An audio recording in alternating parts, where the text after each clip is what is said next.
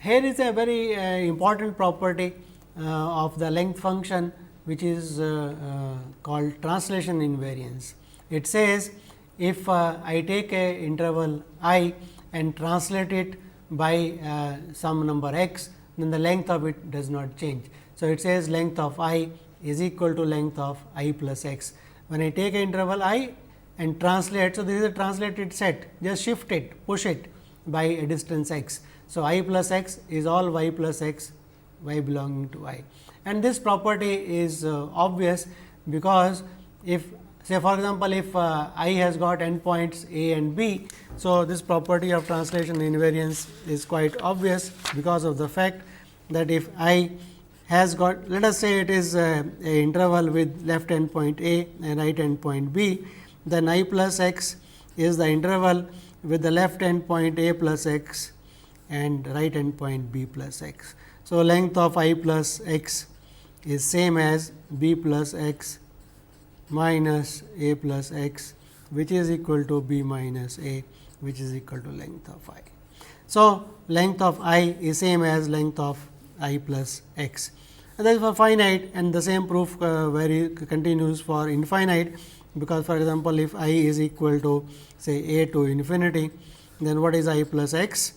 I plus x is a plus x to plus infinity, and in either case length of I is equal to plus infinity, which is same as length of I plus x. So, we are basically observing that if I is an infinite interval, its translation remains an infinite interval. So, the values of both are equal to plus infinity. So, this is what is called the translation invariant property of the length function.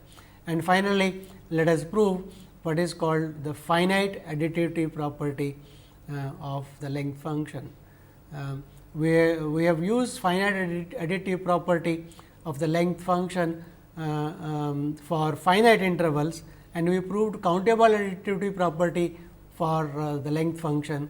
And I just want to exhibit that the countable additivity implies finite additivity when we have the fact that the length of the empty set is equal to 0. So, basically what we are going to say is, if I is an interval which is a union of I j, j equal to 1 to n, where I j intersection I k is equal to empty, then I can also write it as union of j equal to 1 to infinity I j, where I can define I j to be equal to empty set if j is bigger than n plus 1. From n plus 1 onward, put them everything equal to 0. So, then I is a countable disjoint union of intervals.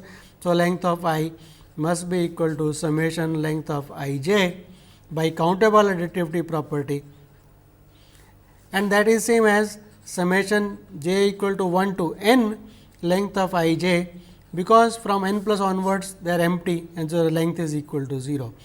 So, countable additivity implies finite additivity whenever length of the empty set I can put it equal to 0.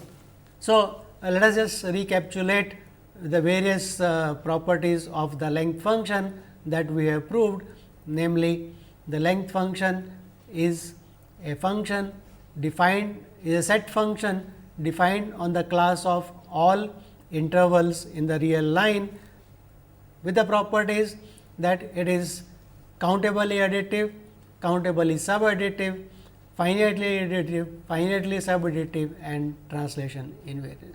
The important property is that it is countably additive. So, in view of this, the next question that arises is the following.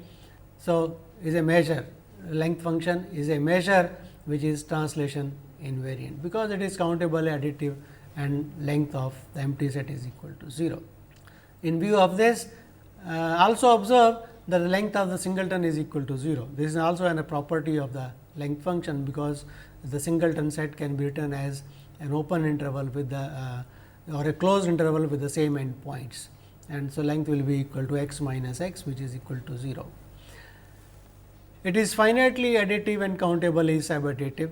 So, that we observed. So, here is the question that are there other countably additive set functions on the class of intervals.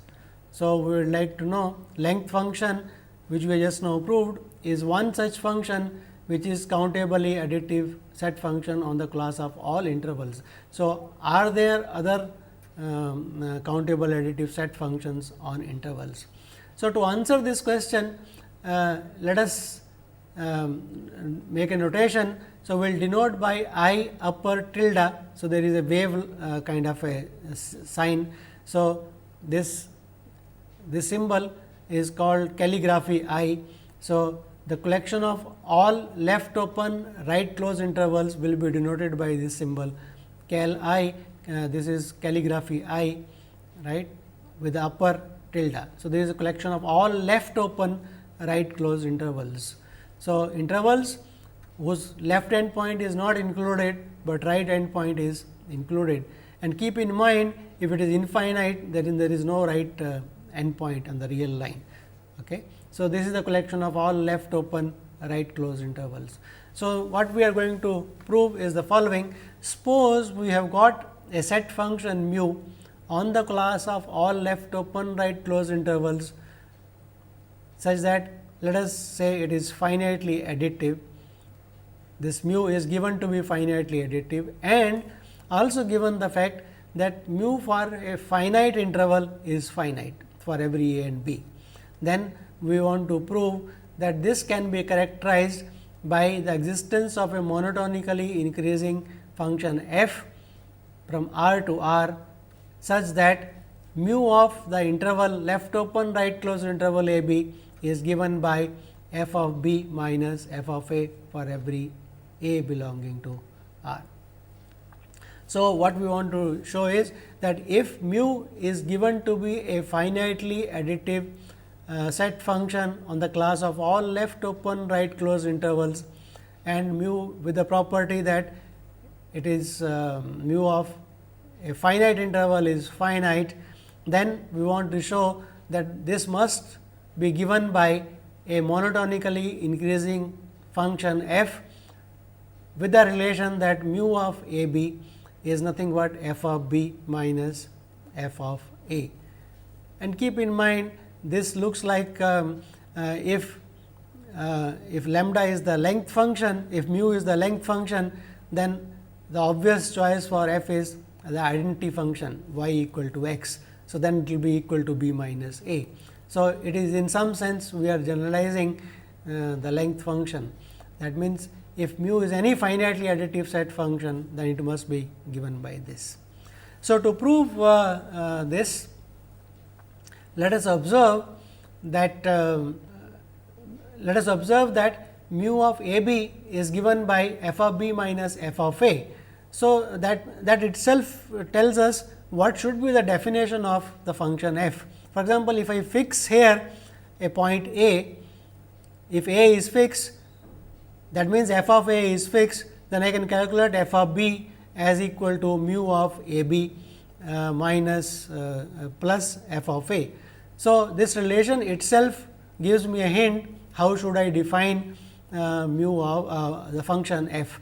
So, let us fix an a, and the most convenient point is to fix a to be the origin. So, and we will also show later on that if mu is countable additive, then this function can be chosen to be also not only monotonically increasing, but the right continuous function. So, let us define our function f from the real line. So, f at any point x in the real line is defined as mu of the interval open interval 0 closed at x. So, left open right closed interval 0 x size or mu of that if x is bigger than 0, and it is defined as 0 if x is equal to 0, because that will mean mu of the empty set is equal to 0, it is countably additive, and mu of f of x to be equal to minus of mu of x of 0 if x is less than 0, because if x is less than 0, then this point x is going to be on the left side of 0. So, left open right close interval this. So, with this definition of mu, we want to claim that this function has the required properties, namely first property that the first property, namely. So, let us check these properties of this function. So, first this satisfies the required equation. So, we want to check that for a interval a b, mu of a to b is equal to f b minus f of a. So, to check that, let us take this is the point 0. Okay. So, if a and b are both finite numbers, real numbers. So, let us say this is the interval a to b, then mu of then f of p minus f of a is equal to mu of 0 b minus mu of 0 to a, right. And this, let us observe that mu is given to be finitely additive. So, this is same as mu of a to b, because I can write 0 to b as union of 0 to a and union of 0 to b, disjoint intervals. So, disjoint pieces. So, using that fact, this is just mu of a b. So, that proves it. And similarly, if it is infinite, so supposing the interval I is a to plus infinity, then I can write it as okay. And then I can write this as equal to we have to this is equal to mu of is finite. And now, let us observe one thing, that we have not if the interval is I is infinite, then what is mu of I equal to? We have not defined what is the relation between between this and the function. So, keep in mind, we have defined f of x is equal to mu of 0 to f, x is equal to finite, and this is equal to if this is finite. Okay. So, we want to check that this satisfies the required property, namely, if I is equal to a to plus infinity, then I want to check that mu of I is equal to f of sorry, this is only for finite intervals. I am sorry, we wanted to check that only for finite intervals this property is true. So, whenever a interval I is finite interval, then we know this is finite and this property is true. Okay.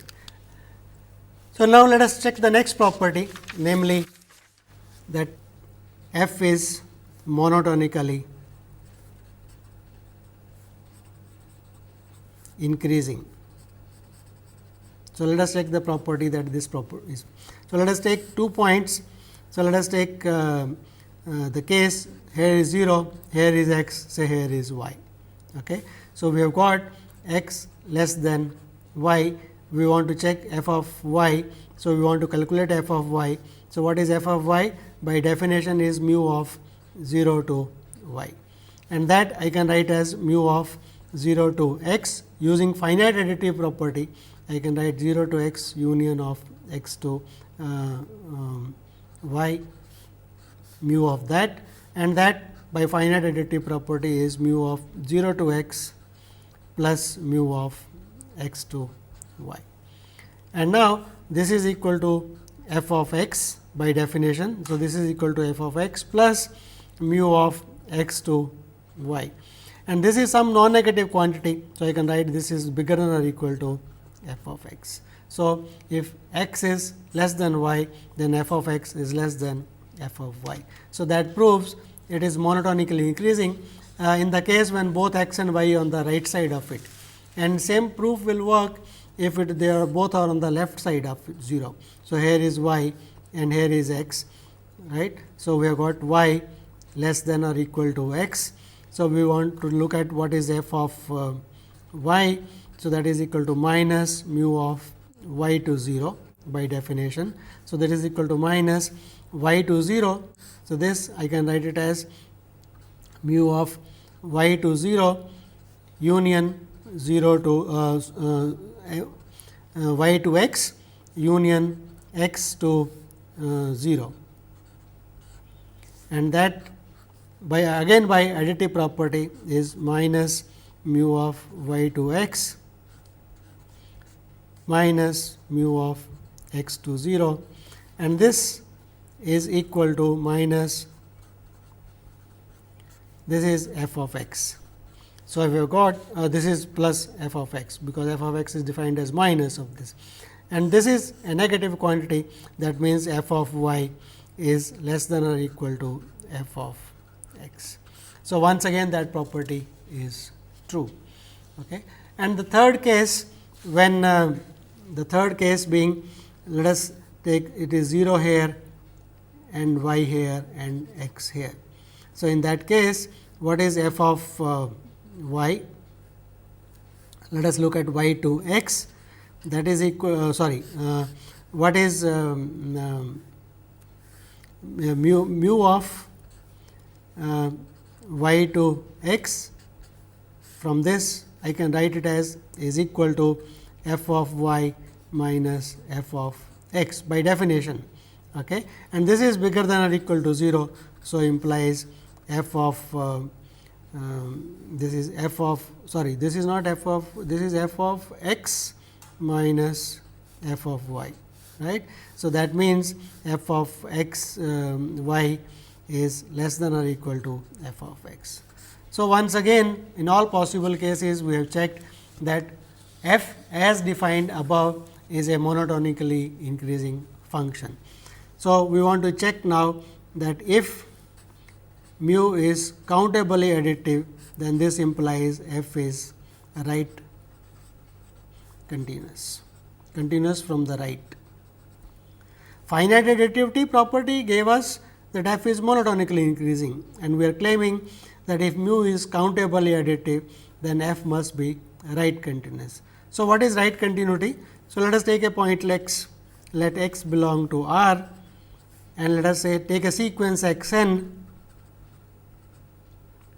so that x n decreases to the point x, right, to show that f of x n converges to f of x. So, that is what we have to show, that f of x n converges to f of x. So, let us try to look at a picture. So, this is 0, and let us look at the case when x is bigger than 0. So, this is the case when x is bigger than or even equal to 0, we can take it. So, and here is the sequence x n decreasing to x, that means here is x n, here is x n plus 1 and so on, and that is converging to decreasing to x, right. So, let us observe in this case. So, note,